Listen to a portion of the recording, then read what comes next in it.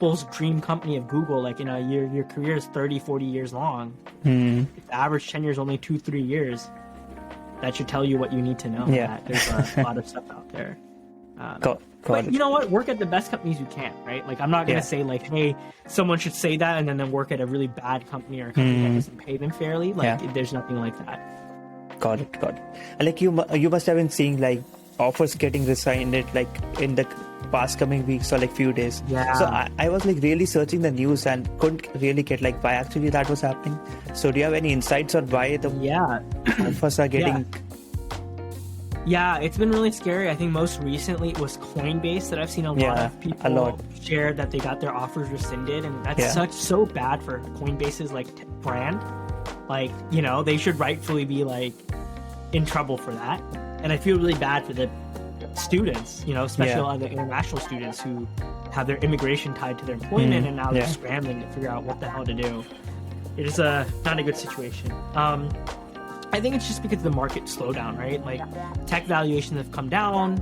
People are scared. People are worried about recession. So, you know, there's a lot of fear in the market, and that's kind of causing companies to slow down their hiring.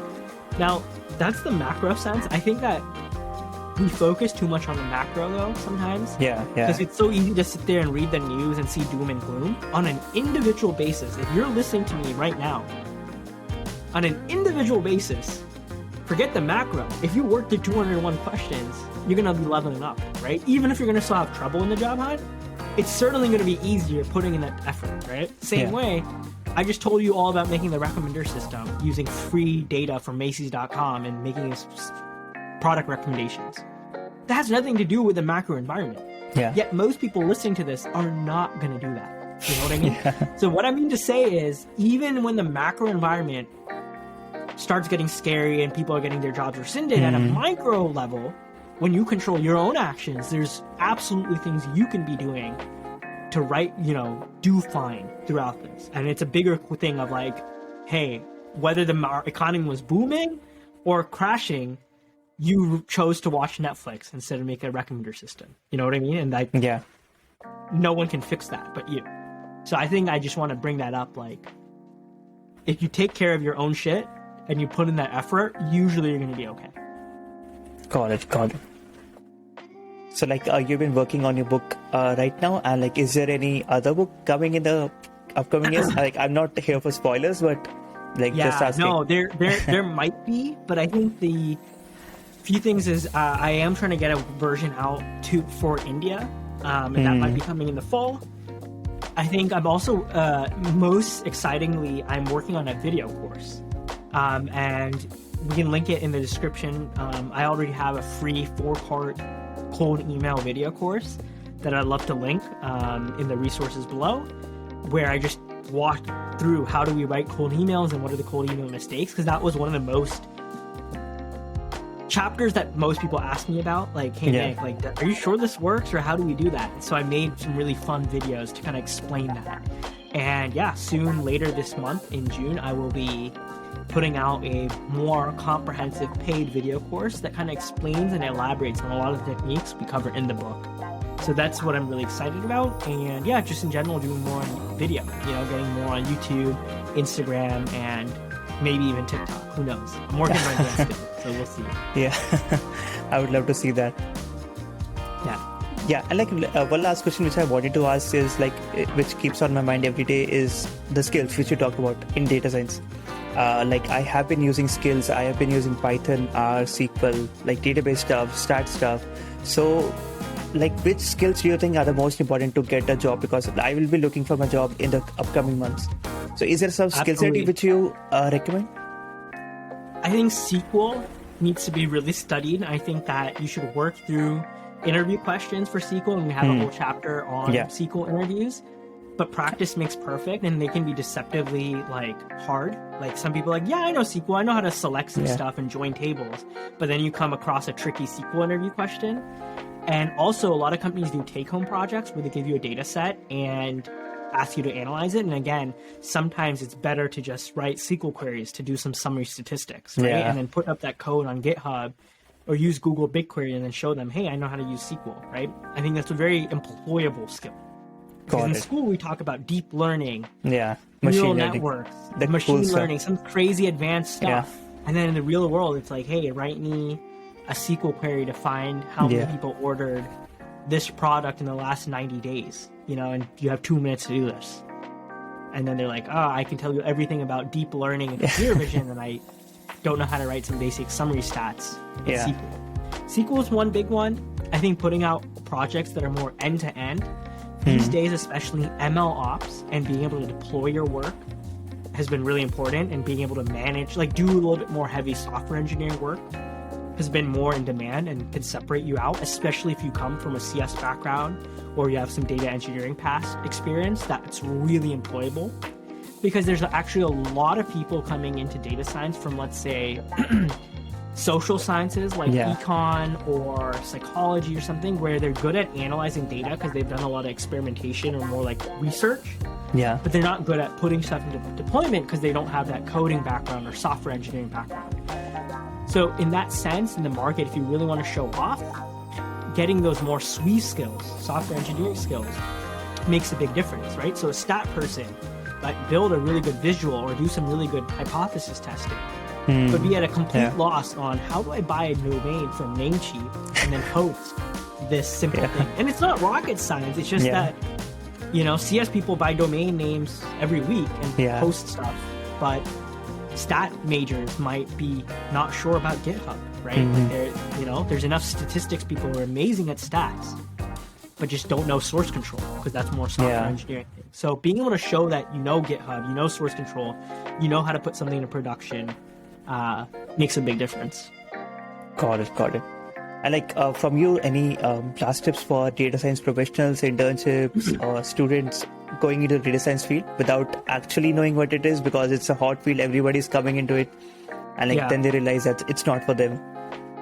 I think the biggest thing is, yes, it might not be for you, but this is such a disciplinary field. There's so many different things in this field that if you think it's sort of for you, I really ask you to explore the different sub-niches, right? Because some people really are really happy making really cool dashboards. They don't want to go with machine learning theory or this or that.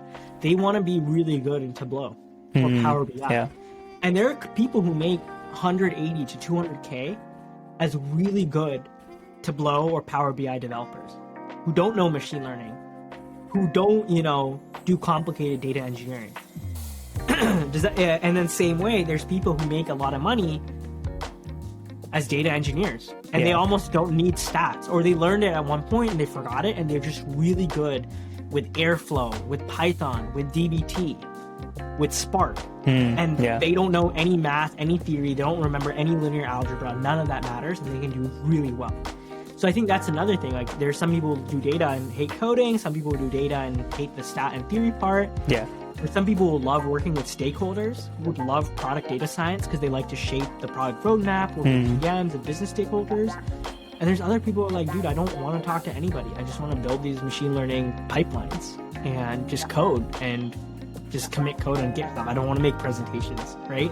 Data engineers don't have to do that many presentations compared to a product data scientist, which is all about winning the hearts and minds of your teammates and showing them, hey man, I analyze this data. This is what we should be building, and here's why. That's a very different kind of personality and skill set than sitting behind a laptop and just coding all day. And both are good, successful paths to follow. So figure out what your calling is and then chase it. That's it. Right. And I think the biggest thing is people then ask me, well then Nick, how do I figure out my calling? Just do shit, right? Yeah. You're not going to figure out your calling playing Call of Duty and, going out drinking. You're going to figure it out by building projects end to end, by doing internships, by doing research with professors. And again, I say research with professors, internships, and then everyone goes back to square one. Oh, Nick, I can't get any internships. No one will return my call. But the biggest way to figure out what you like is to do stuff on your own. And we work in data where so little is gatekeeped. There's so many free data sets. Kaggle is free. Data sets are free. GitHub is free. APIs are free. Right? So the biggest way to figure out, do I like data engineering, is go do a data engineering free certification and see if you hate it or you love it. You want to see if building dashboards is fun. Tableau Public is free. Yeah. Go make a dashboard. The data sets to make these visualizations are free. Go download Photoshop and then make some even more really cool infographic if you love design, you love art, and you want to go one step further. And there's Reddit, Our Data is Beautiful, that has some of the best infographics where it's more like works of art that you'd see printed in a magazine, and less so things that are in a business presentation.